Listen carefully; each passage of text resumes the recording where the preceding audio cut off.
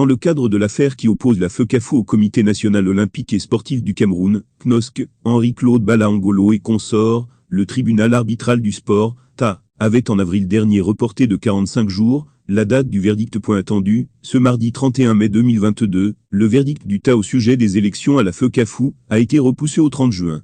Une partie des membres de l'Assemblée générale de la FECAFO de 2009 continue à contester l'élection qui a conduit Samuel Eto'o à présidence de l'instance faîtière du football camerounais. L'avenir de Samuel Eto'o, fils à la tête de la FECAFO, dépend surtout de la sentence du tribunal arbitral du sport, TA.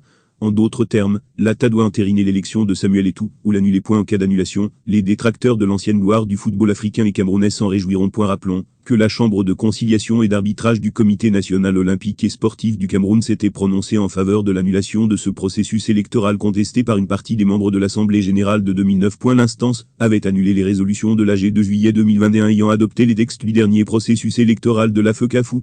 Les plaignants en sont convaincus, sur la simple base des antécédents sur ce feuilleton.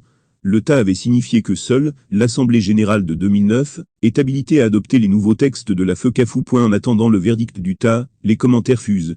Rien ne peut garantir avec certitude la couleur que revêtira cette sentence. Le TA semble depuis belle lurette surprenant dans ses décisions, notamment en annulant le processus électoral qui avait conduit Sédou Mbombo-Njoya et son comité exécutif aux affaires. La juridiction suisse avait néanmoins maintenu ces derniers aux commandes.